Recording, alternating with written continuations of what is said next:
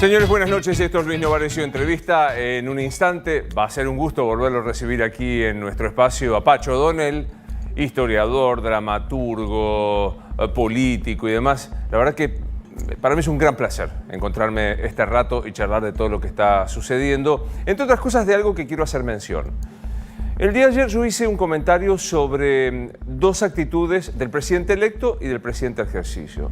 El presidente electo tenía que ver con información que circuló fuertemente a través de un periodista por el que yo tengo un especial respeto, que es Martín Di Natale, de Infobae, respecto de que Alberto Fernández le había dicho en una charla a la nueva embajadora de Israel que pensaba quitar de la lista de organizaciones terroristas en el mundo a Hezbollah.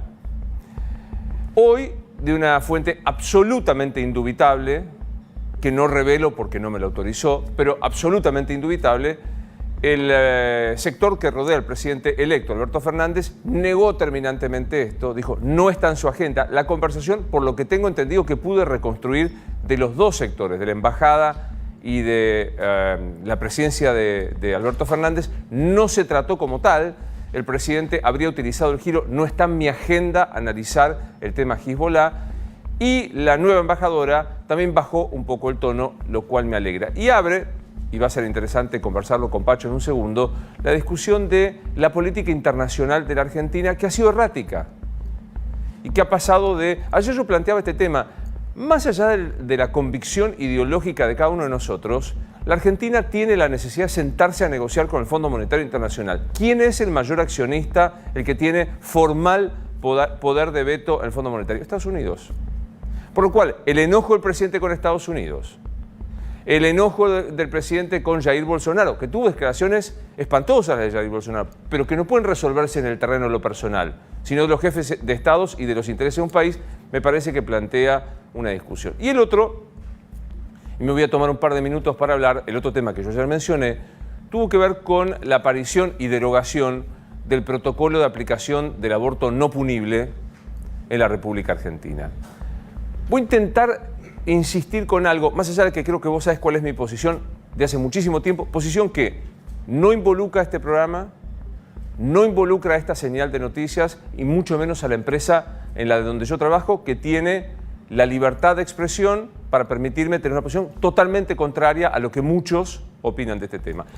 Por las dudas, estoy a favor de la legalización del aborto por la mera decisión de la mujer a la hora de interrumpir legalmente el embarazo hasta la semana 13, sin discusiones, por el motivo que sea.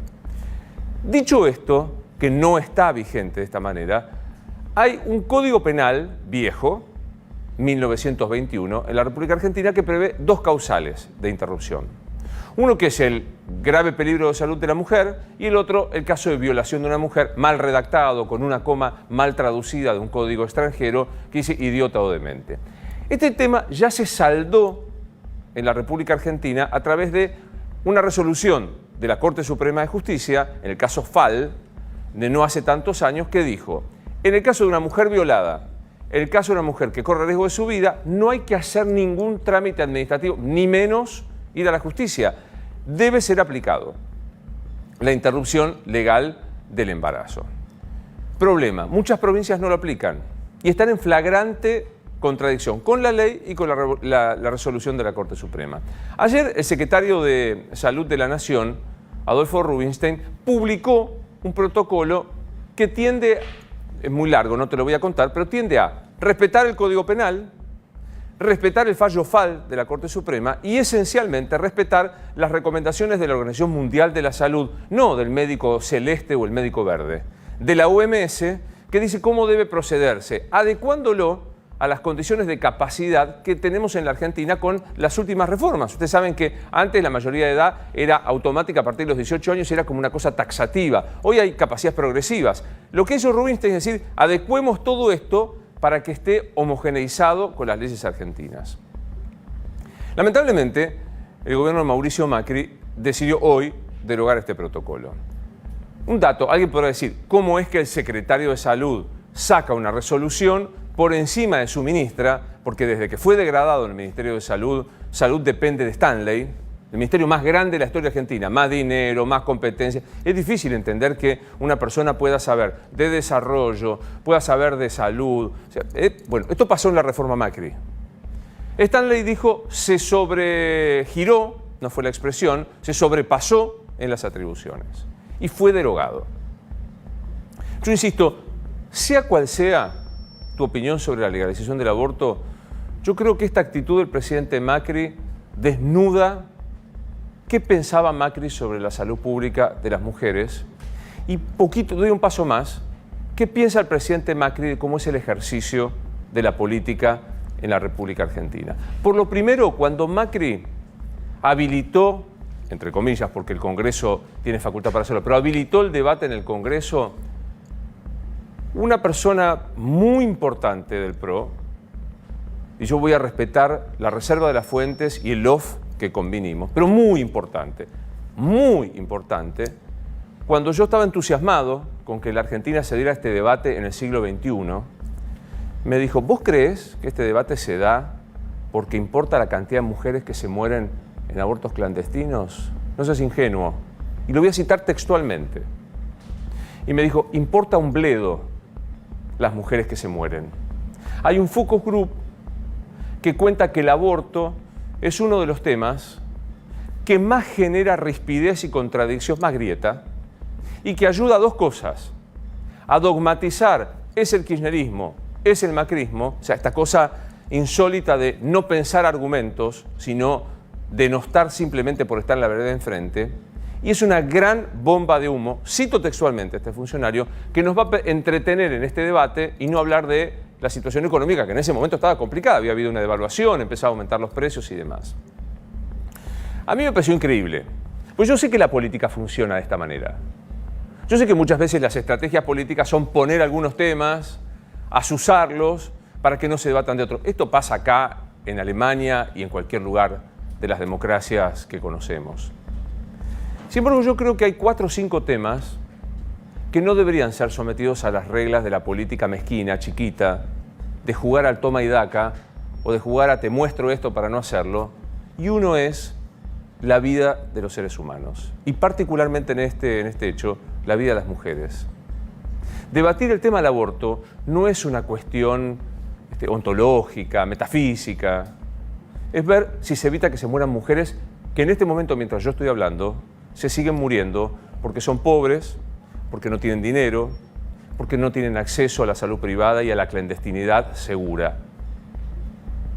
Entonces a mí me parece que a esta altura del partido, y lo tengo que reconocer con el diario de mañana, a la presidencia de Mauricio Macri no le importó, tenía razón aquel funcionario, no le importó nada el tema del aborto. Porque si no, no se entiende este mamarracho de ir y venir con las cuestiones y derogar un protocolo que lo único que hace es poner en vigencia algo que debería ya estar en vigencia por mandato de ley, por mandato de la Corte y por mandato de la Organización Mundial de la Salud. Es insólito que el presidente Macri se niegue a cumplir lo que dice la ley.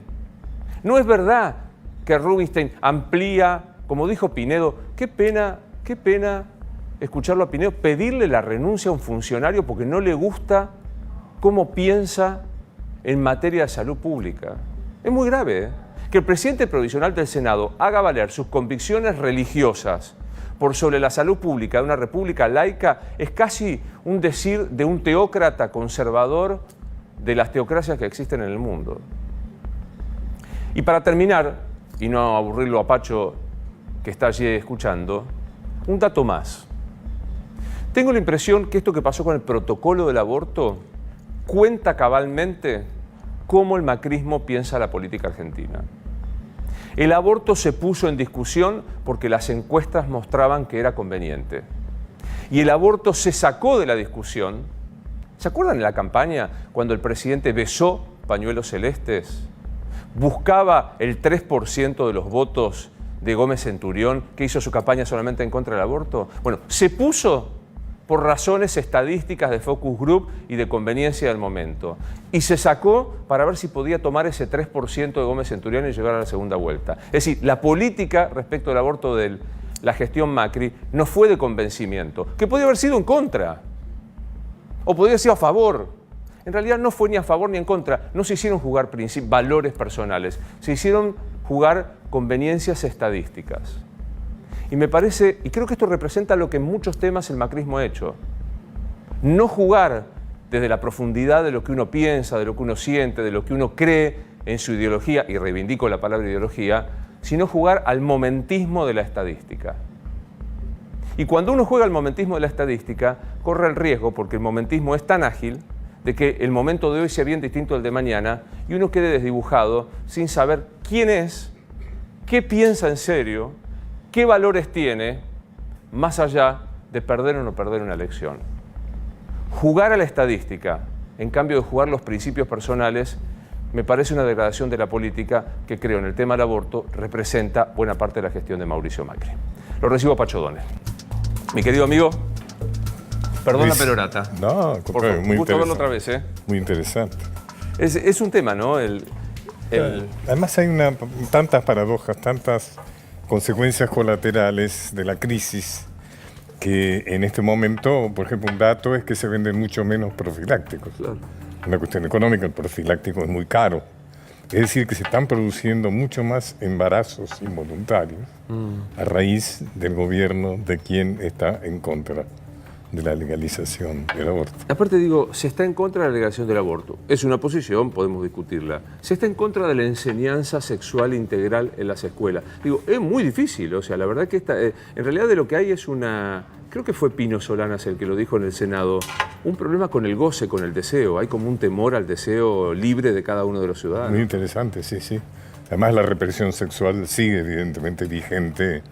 De otra manera aparece, digamos, ¿no? Subrepticiamente, pero está, ¿no? El sexo como algo malo. El sexo, bueno, que usted desafía en su Instagram, yo lo sigo especialmente, con esta historia de recuperar el ejercicio de su cuerpo y recuperar el derecho de los viejos, como usted habla de ese viejo, yo lo voy a seguir por este lado, de tener placer sexual, de tener por placer supuesto. físico, ¿no? Claro, porque parte de la represión sexual en la sociedad es que el viejo se supone que no tiene sexo, no debe tener sexo, ¿no? Y en general respondemos a esa consigna, la obedecemos. A los 50 años ya se considera que ya nos jubilamos del sexo, ¿no? Y no, creo que eso es parte, o sea, el sexo sigue estando, es cuestión de no abandonarlo, de no perderlo, ¿no es cierto? El cuerpo sigue vivo, sigue con su energía, sigue con su vitalidad, y es bueno tenerlo en cuenta, ¿no? ¿Y qué es ser viejo, Pacho? Ser viejo, indudablemente, en una sociedad de consumo como la que vivimos, es un objeto de descarte, porque realmente los viejos consumimos muy poco, o nada, digamos, ¿no? Usted habrá visto en la televisión, prácticamente no hay avisos dirigidos a los viejos. Los avisos están dirigidos a los jóvenes o a los adultos. Los viejos, en todo caso, aparece algún antirreumático o alguna cosa. Un pañal de estos. Un pañal, exacto. Es decir, el viejo es una... Además, el viejo tiene una crisis actualmente porque antes se suponía que el viejo era sabio, porque el conocimiento antes era un conocimiento acumulativo.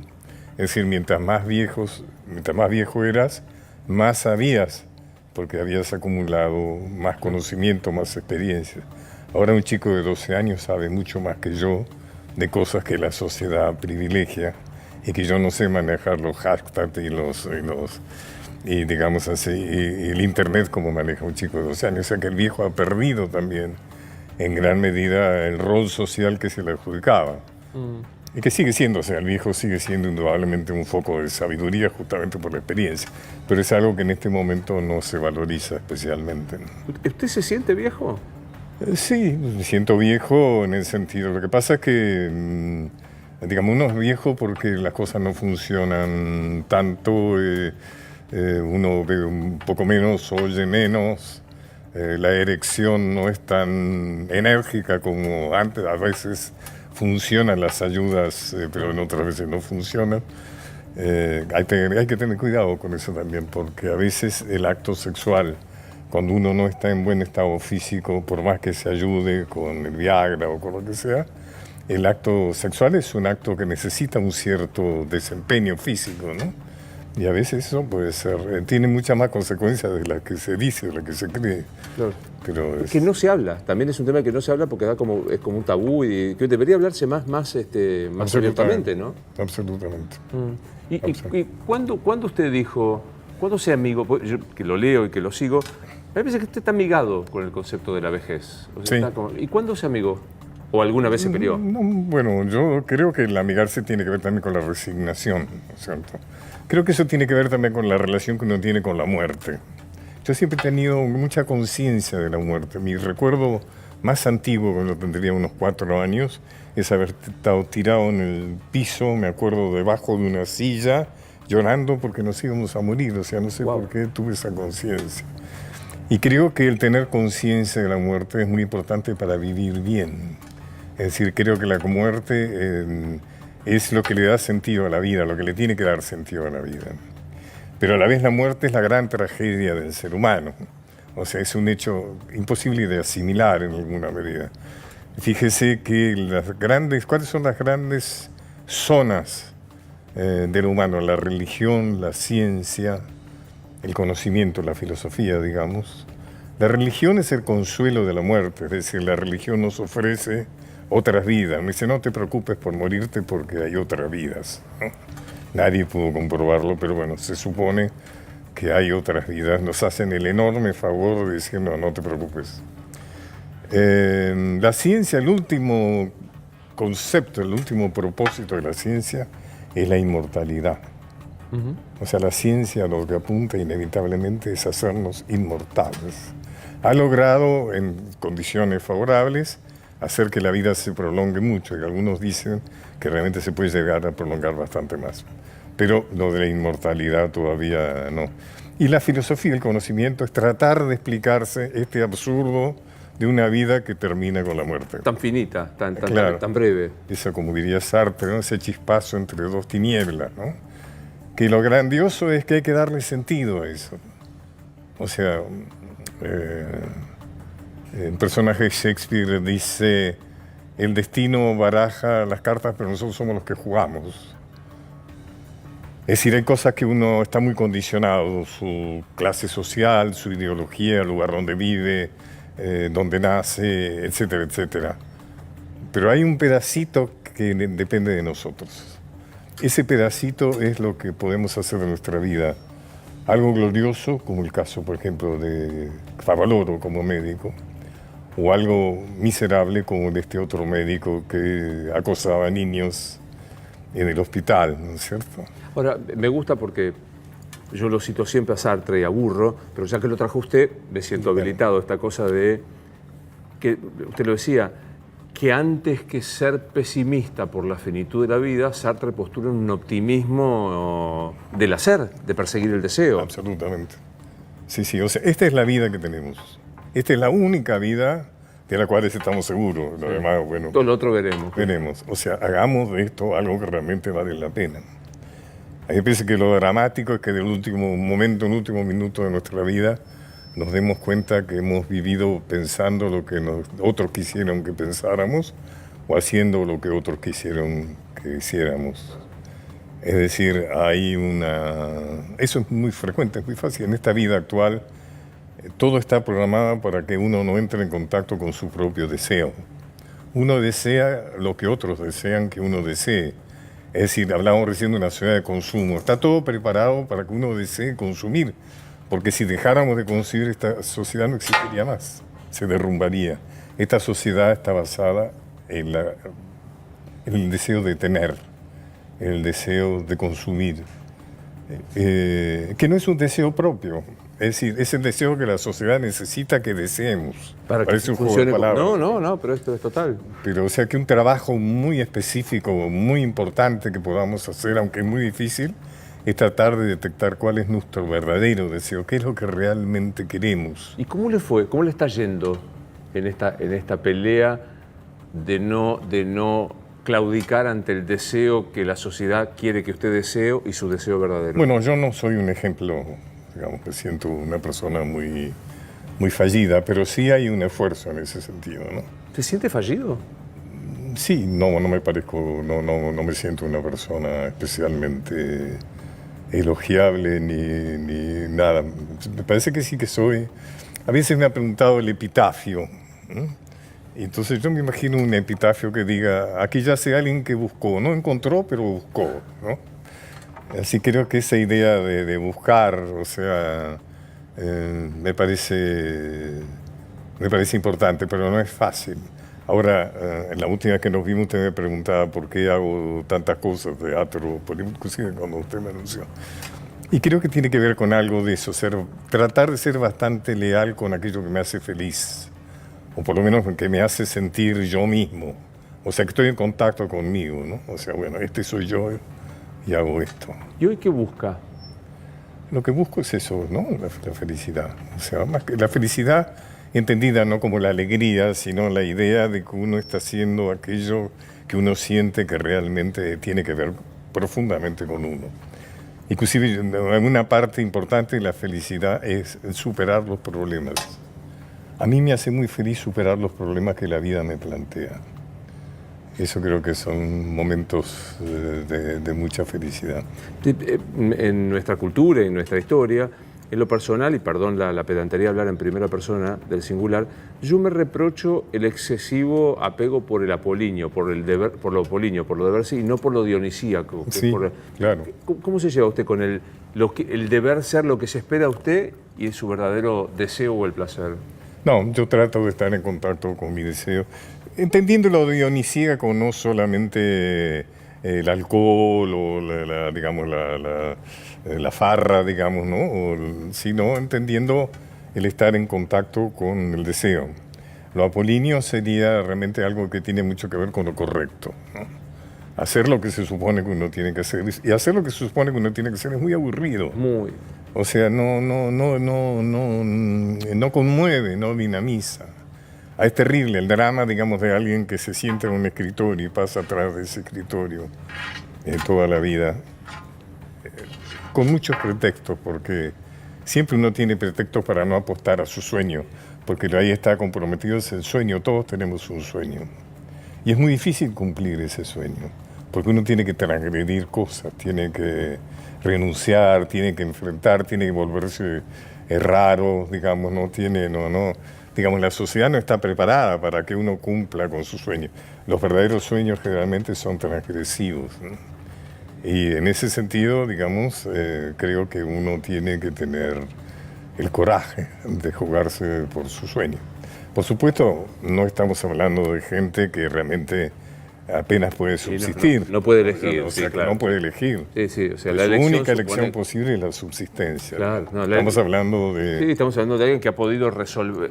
Porque acá viene también el concepto de la meritocracia, ¿no? Que a mí me hace tanto ruido, porque efectivamente en una sociedad en donde todos partimos de una base razonable, ahí puede hablarse de meritocracia. Mal puede haber meritocracia con alguien que no tiene ni lo básico para la subsistencia, ¿no? Por supuesto. Y eso... Fíjese, Luis, que esto tiene... Me saltó una idea con esto. Esto hace muy difícil, impregna tanto la crisis el pensamiento, que de pronto uno se siente un tonto diciendo, bueno, realmente perseguir su sueño. Pero habiendo 37% de pobreza, de gente que realmente no puede perseguir su sueño, uno no está siendo bastante idiota diciendo estas cosas, o sea, ¿no? Es como que invade tanto inclusive la posibilidad de pensar, de decidir y demás. Pero bueno, ya que trae la coyuntura así brutal, ¿qué cree que es Mauricio Macri después de 4 años de gobierno? Mauricio es un hombre que evidentemente no sirve para gobernar. Su gobierno ha sido muy malo. Los bien intencionados piensan que ha sido impericia. Yo creo que ha sido una gran impericia, pero también una timba. Creo que la gente que Mauricio y la gente que está con él, yo lo conozco a Mauricio ha estado en mi casa además, creo que han hecho lo que saben hacer. O sea, un futbolista, seguramente lo mejor que va a hacer es patear la pelota. Esta gente que ha estado en el gobierno han sido timberos, o sea, han sido millonarios de negocios con el Estado.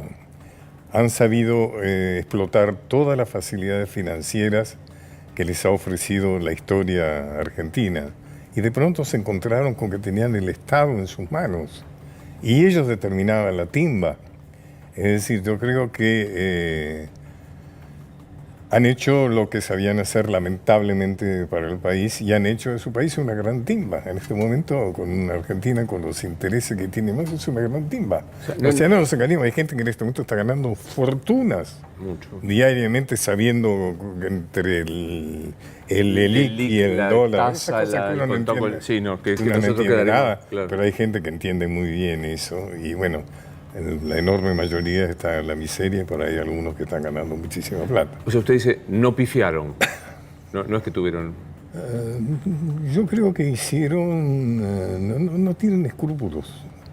Es decir, para un personaje que está acostumbrado a hacer negocio con el Estado, eso se llama habilidad empresarial. Inclusive ante la falta de sanción social que tiene la Argentina, que es casi más terrible que la ineficiencia judicial.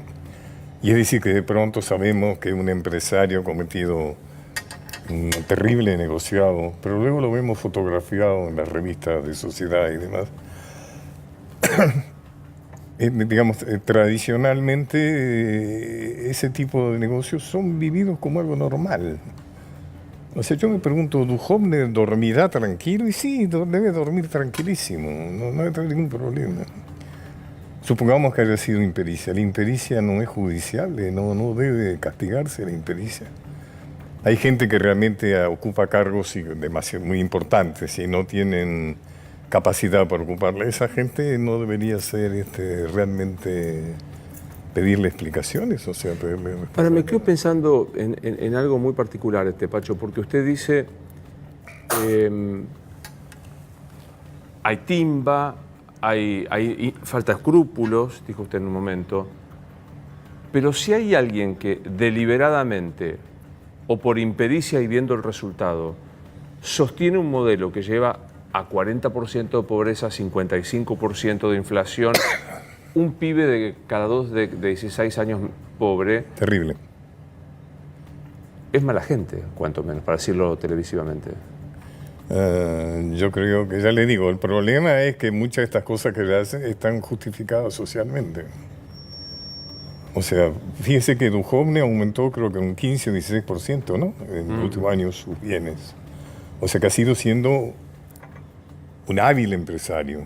O sea, ha aumentado sus bienes siendo ministro.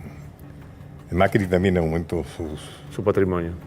Y yo creo que sí, que realmente es una forma de daño. Yo le digo que creo que debería ser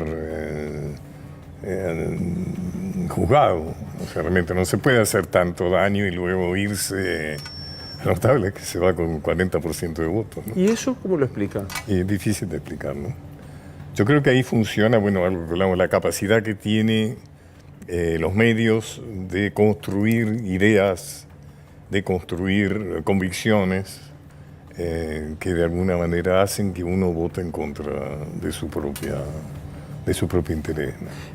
Me niego a caer en la trampa de la grieta, y caigo siempre, porque alguno podría decir, el gobierno que obtuvo el 48% tiene a una vicepresidente con 13 causas por corrupción, Exacto. Personas con... Bueno, eso ha sido muy aprovechado, ¿no? por la oposición, sin duda. Eso es lo que se ha jugado, ¿no? Y realmente la gente ha votado en contra de eso, ¿no? Eso no hay ninguna duda. ¿En qué año fue embajador en Bolivia, Pacho? 91. ¿Cómo está viviendo este proceso con la salida de Evo? Yo creo que es un tema muy dramático, que quizás no se está entendiendo, y lo que a mí me parece que es una de las, no sé si es la clave, pero por lo menos creo que hay que tener en cuenta. Ayer se celebraba la vuelta obligado, es un tema lo cual me he ocupado. Mucho. No se entiende la vuelta obligado si no se entiende que Inglaterra necesitaba algodón. En las guerras europeas, el conflicto con Estados Unidos, sobre todo el tema de Texas, había dejado sin algodón a su sumamente potente industria textil. Lo que hicieron los barcos de obligados, entre otras cosas, fue ir a buscar el algodón paraguayo. Yo creo que para entender de Bolivia hay que entender el contrato de $1.000 millones que Bolivia firmó con China. El litio es el elemento más codiciado en este momento y lo va a ser en el futuro, porque el litio Es indispensable para los autos autónomos y para esta inteligencia artificial que tenemos en el bolsillo. Claro, el celular. Que son los celulares. Y Bolivia, Argentina, el norte argentino, ojo, y el norte de Chile, está el 75% de las reservas mundiales del litio. Y yo creo que Trump está, porque hay que entender que Trump inmediatamente aceptó, digamos, validó la candidatura de esta senadora. Es decir, Trump evidentemente ha demostrado mucho interés en el tema boliviano. Yo creo que Trump está inquieto por la gran injerencia de China y de Rusia en Latinoamérica, que antes era su patio trasero absolutamente indiscutible. Ahora tenemos que China es el principal socio económico de la Argentina. Claro. Y todos los países del Pacífico tienen un creciente y muy grande comercio con China. ¿Qué es lo que sostiene a Maduro? Putin, Rusia. O sea, lo que sigue sosteniendo a Maduro es Rusia. O sea que hay algo, digamos, que está, sin duda, una persona como Trump tiene que estar inquieto. Y hay muchas de las... Porque nada de lo nacional se puede interpretar si no es en términos globales. Y en términos globales yo creo que vamos a asistir a muchas consecuencias de esta disputa internacional entre grandes potencias, ¿no? ¿Hay alguna duda que fue un golpe de Estado lo que ocurrió en Bolivia? Yo le confieso que no me interesa mucho esa... De frente ha sido una discusión bastante bizantina. Sí ha sido una destitución de un presidente, ¿no es cierto? Que dio pretextos, diríamos, o sea, de alguna manera, cuando uno lleva adelante un proceso revolucionario debería cuidar de no dar flancos. Evidentemente, Morales dio algunos flancos, pero la verdadera razón de la destitución de Morales es sus méritos. O sea, Bolivia es un país que progresó enormemente a un promedio de 4 o 5% del Producto Bruto anual. Nacionalizó todas las empresas del petróleo, de la energía, del gas, lo cual realmente ha sido un golpe a intereses internacionales muy fuertes, que evidentemente son los que están jugando ahora. Bolivia siempre fue un país riquísimo. Tuvo guano, tuvo estaño cuando había que tenerlo. Tiene las reservas petroleras más importantes después de Venezuela. Hablamos del litio. Lo que pasa es que ha sido gobernado por blancos en contra de los originarios, en contra de los indígenas. Cuando yo fui embajador, fíjese Luis, presenté cartas credenciales al presidente entonces, que era Gonzalo Sánchez de Lozada. Un personaje muy curioso que prácticamente no sabía hablar en castellano. Era un norteamericano, o sea, se había formado en Estados Unidos y hablaba el castellano así. Y no encontraba las palabras, cuando decía happiness, o sea, yo decía felicidad, eso, felicidad. Y o sea, era una metáfora ya directa. Bueno, y González Lozada privatizó prácticamente todo lo que después Morales nacionalizó, ¿no? Sí, con la característica que no solo el crecimiento de Bolivia se dio, sino que en Chile también lo hubo, sino que hubo una distribución equitativa de ese crecimiento. Sí. Salieron muchísimos bolivianos de la situación de precariedad. Sí, se elevó mucho. Pero usted habla de grieta, Luis, y ahí hay una grieta histórica, que es la grieta entre la Bolivia andina y la Bolivia de la llanura, la Bolivia tropical, diríamos, ¿no? O sea, entre La Paz y Santa Cruz de la Sierra. Es decir, entre la Bolivia colla, diríamos, y la Bolivia blanca, ¿no? Y eso sale ahora, ¿no? Ahí se inserta. Por eso hay tanto discurso racista, ¿no? Claro. ¿Lo entusiasma los primeros gestos de Alberto Fernández antes de asumir la presidencia? No quiero usar la palabra esperanza porque es una palabra demasiado religiosa y yo odio cuando los periodistas decimos, ¿le crees? Hasta que no es un acto de fe la política, pero digo, bueno, ¿lo entusiasma?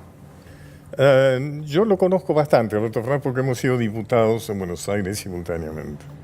Y conozco bastante bien a muchos de los integrantes que aparentemente van a ser en su gabinete.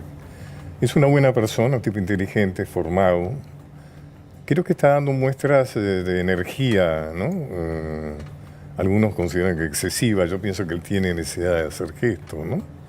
O sea, donde indudablemente a Bolsonaro no le va a caer bien que lo invite a Lula A Estados Unidos no le va a caer bien que lo invite a Maduro, a sí. Morales.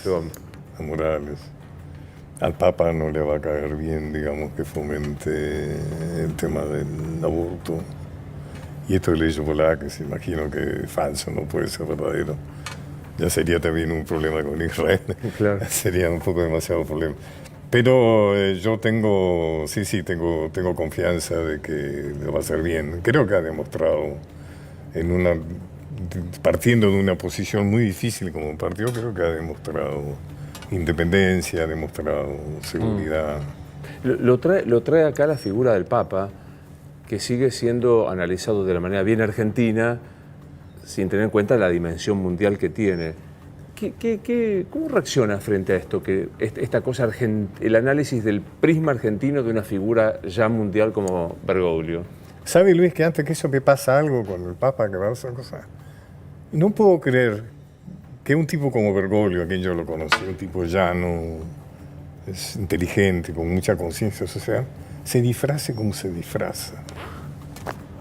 Yo no veo a Bergoglio vestido con esas casullas, esas cosas de emperador del siglo XV, del siglo XIV, ni siquiera debe ser un moderno. Yo pienso, ¿cómo quiere la Iglesia Católica crecer dando ese espectáculo? O sea, que me perdonen los católicos que están viendo, pero no puede vestirse así con esa... O sea, hay un grado de atraso en la religión católica que supera todo lo que podamos hablar de la Iglesia. Estamos hablando de la reivindicación femenina. ¿Cuál es el papel de la mujer? Y se encuentra Bergoglio con cualquier movimiento que quiere hacer de modificación. Me parece como si fuera algo tremendo, ¿no es cierto? O sea, el hecho de que no usara, ¿se acuerda? Zapatos de terciopelo, que usara zapatos de cuero, fue nota en los diarios. O sea, ni hablar cuando intentó ahora pensar en sacerdotes, en hombres casados. No va a poder,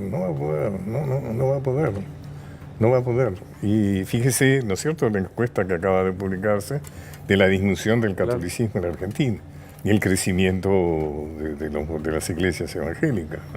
Y se entiende claramente, o sea, ¿no? Es la impresión de que si yo no lo he vuelto a ver a Bergoglio, no fui de los que fueron a sacarse la foto con el Papa. Nada. Pero si yo lo viera le diría, no se vista más así, o sea, ahuyenta, no puede. Sí, esa pompa. Claro, sí, además tan fuera de época, ¿no? Y al mismo tiempo tanta dificultad, porque fíjate que hay algo que uno ve en la televisión, la habilidad de los evangélicos para utilizar los medios audiovisuales. O sea, uno ve programas prácticamente en todos los canales. Y yo he ido a algunas y realmente son con orquesta, bandas de rock, con una gran preparación, con un sentido, digamos, de fundar sentimiento de pertenencia, o sea, la gente que siente que no tiene lugar en la vida y ahí encuentra un lugar, ¿no? Ahí es donde encuentra a alguien para casarse, a alguien para salir de vacaciones, alguien con la cual coincidir en el mismo drama. Y fíjese que la Iglesia Católica está ausente de los medios audiovisuales. Sí, y si están, aparecen en un estado de cosa lúgubre, trágica y de mensaje el mensaje ¿Cómo se lleva usted con la religiosidad en lo personal? Yo he padecido el fenómeno de la duda. Yo creo que la inteligencia se mide por la capacidad de dudar. Yo creo que nadie se puede llamar religioso creyente si no ha dudado. Es una falta de respeto a Dios decir que uno cree en Dios si antes no dudó. O sea, uno no puede creer en Dios por herencia, porque los padres creyeron, porque es conveniente, porque si van los demás a misa uno tiene que ir o decir soy... y no cumplir con nada, digamos, de lo que realmente significa el espíritu cristiano, ¿no es cierto? En ese sentido le diría que he padecido la duda. Entonces soy mucho más dudante que creyente, más bien realmente soy bastante agnóstico, digamos, bastante ateo.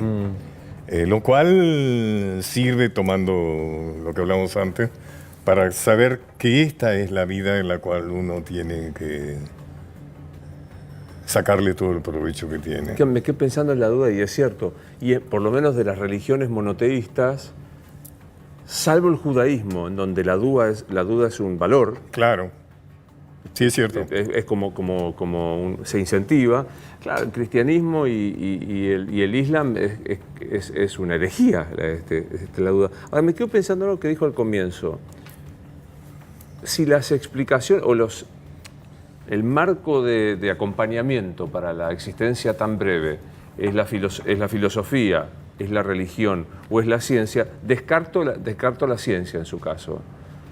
¿La filosofía lo acompaña en esta finitud de la vida? No, digamos, creo que tiene buenas respuestas, tiene más preguntas que respuestas. La buena filosofía pregunta, pero no responde. En este momento se me cruzó un pensamiento a Einstein, que tenía fama de inteligente Einstein, ¿no? Entonces decían, se ve que le decían, usted es muy inteligente. Y le decía, no soy muy inteligente, a mí las preguntas me duran más. Qué hermosa frase. Qué linda frase, ¿no? A mí las preguntas me duran más. Creo que la buena filosofía pregunta. Sí, el que crea que va a encontrar, que sumergiéndose en la filosofía, encuentra las respuestas, está frito. Está frito, al contrario. Más probable es que llegue a la conclusión de que solo sé que no sabe nada, ¿no? Y con la ciencia, con este otro aspecto que usted mencionaba. Es admirable, pero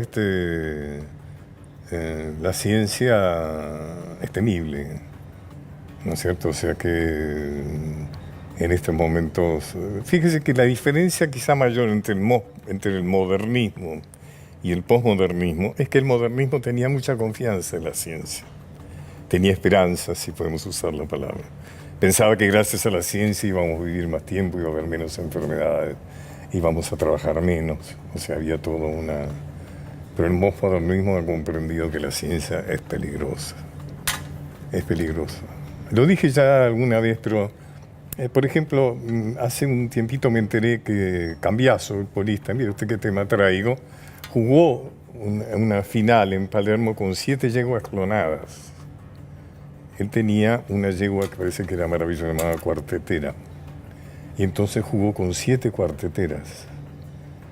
Y yo digo, si se pueden clonar yeguas, ¿dónde están clonando personas? O sea, si alguien sabe de algún galpón ahí por ahí, que debe haber, que avise, pero que debe haber. Por ahí o sea, y esa idea de la clonación no es nada auspiciosa. Uno se puede imaginar cosas más bien horribles, ¿no?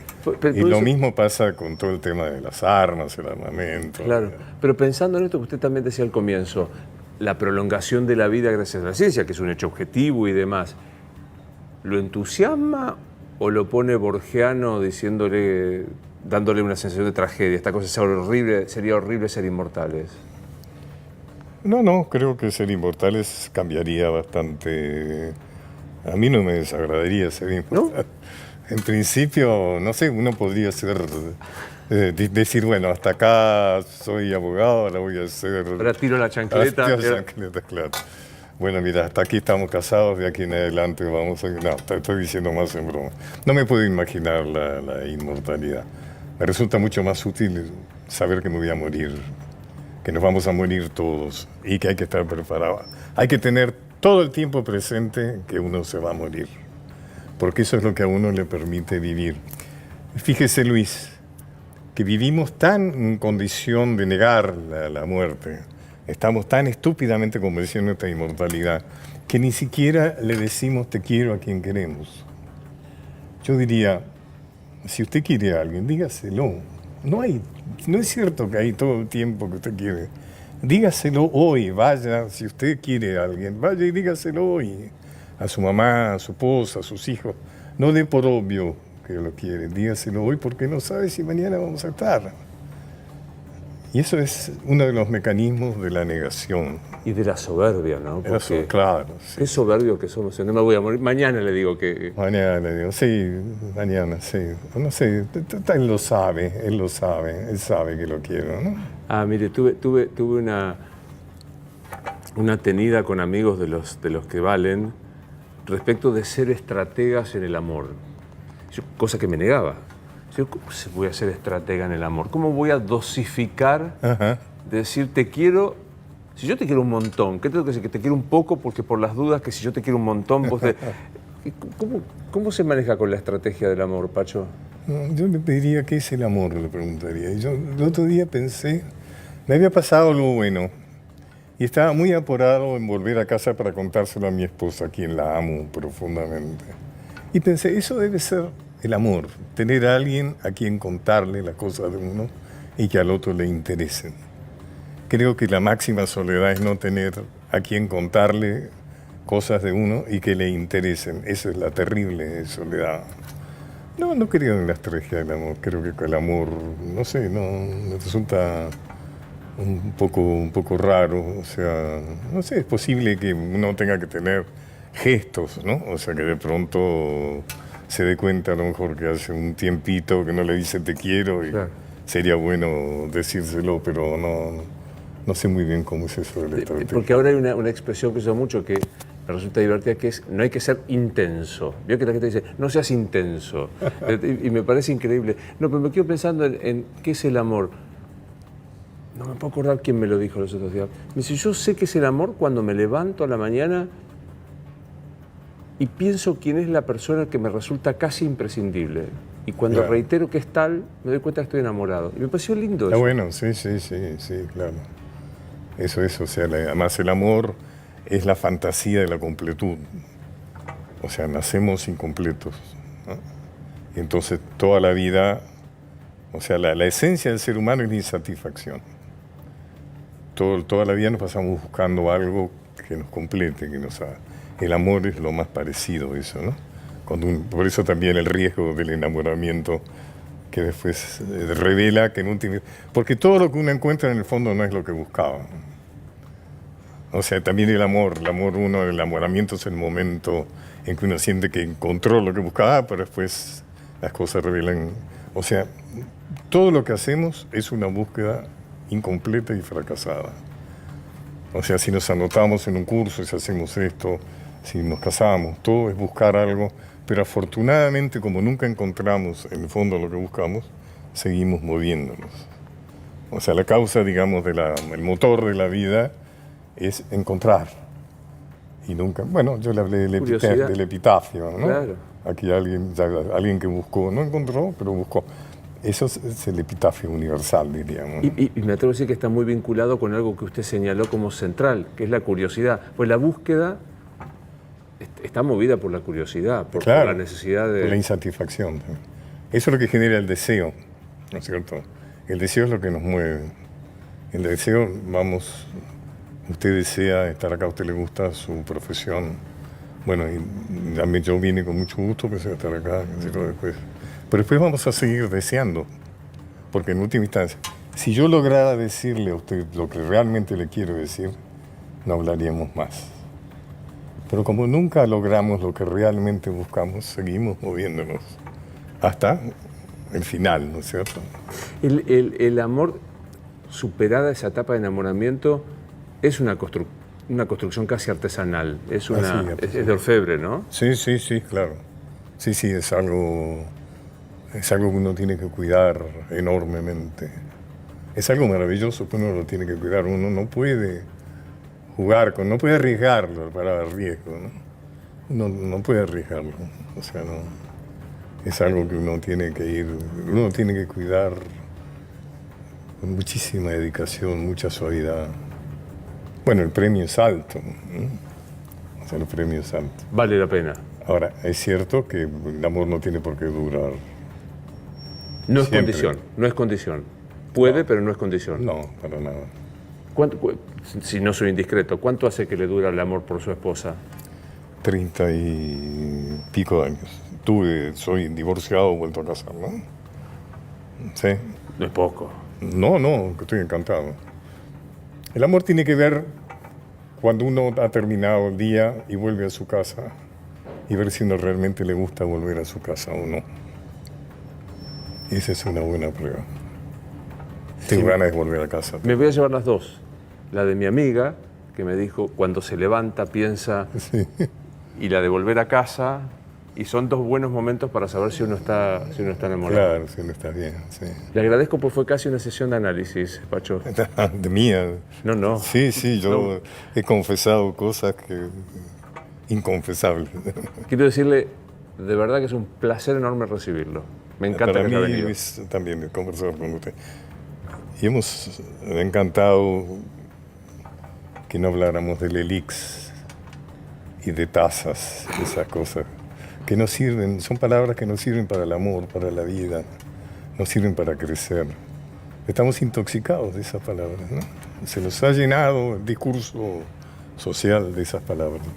Sea condescendiente cuando me vea hablando del elix. Voy a tener una cara como de interés, pero entre usted y yo No, sabemos no. que en ese caso, con el próximo entrevistado que habla del elix, no me estará interesando prácticamente nada. Gracias, de verdad. No, Un placer verlo. gracias por la invitación. Esto es Luis Novarecio Entrevista. Hasta la próxima.